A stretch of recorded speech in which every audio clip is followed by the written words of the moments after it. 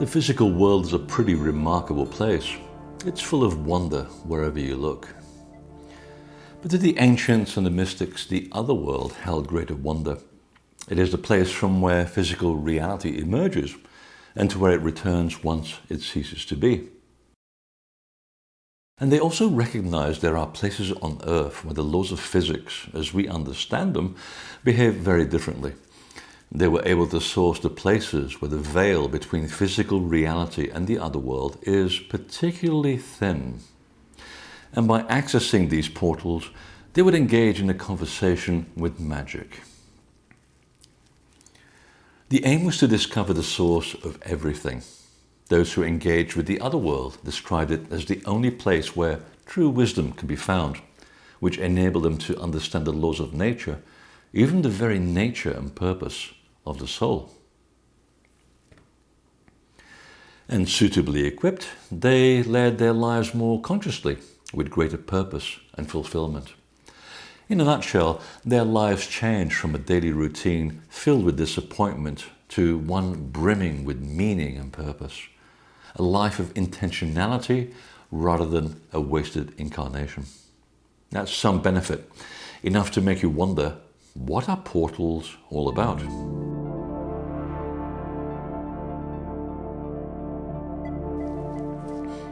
Perhaps the best description of portals appears in the creation myth of one of the oldest people on Earth, the Hopi. Their tradition states that in the beginning, the Creator asked one of the first people to travel to the South Pole with a drum.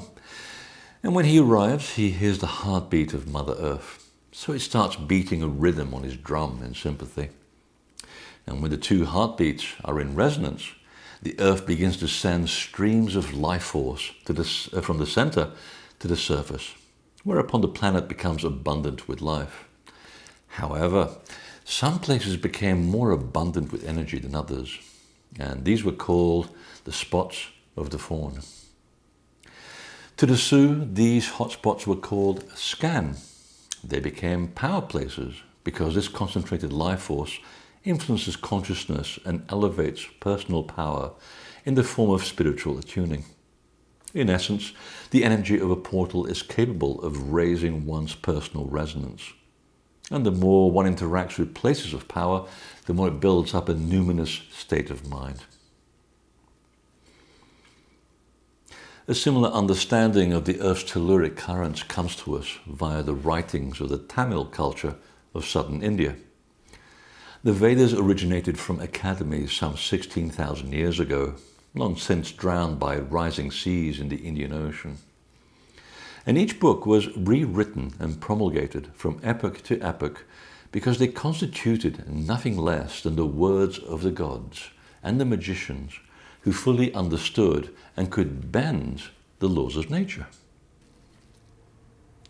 There is a curious passage in the Yajurveda that states, "Serpents that move along the ground, which are mirrored in the sky, which are the arrows of sorcerers."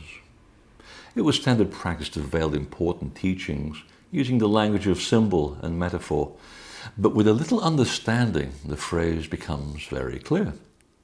A sorcerer refers to someone who connects with the source of things, with the laws of nature. The arrow refers to guided intent.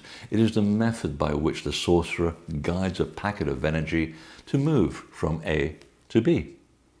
And as for the serpents, this is the international symbol used to describe those meandering tubes of energy, electricity and magnetism, the very root of what we've come to know as the Earth's telluric currents.